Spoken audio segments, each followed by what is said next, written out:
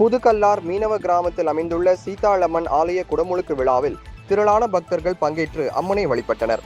நாகப்பட்டினம் மாவட்டம் பாப்பாக்கோவில் ஊராட்சிக்குட்பட்ட புதுக்கல்லாறு மீனவ கிராமத்தில் அமைந்துள்ள சீதாளம்மன் ஆலயத்தில் நடைபெற்று வந்த திருப்பணிகள் நிறைவு பெற்றதை அடுத்து இன்று குடமுழுக்கு விழா வெகு விமர்சையாக நடைபெற்றது.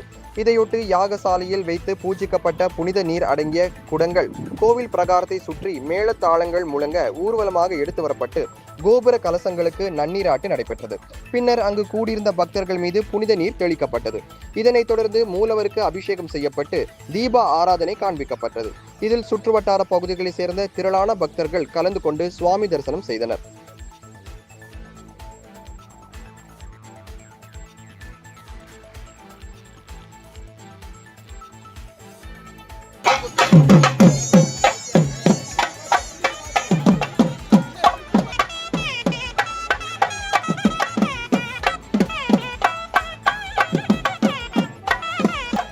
தற்போது யாகசாலையிலிருந்து கடங்களானது புறப்பட்டு இது வந்து கொண்டிருக்கிறது.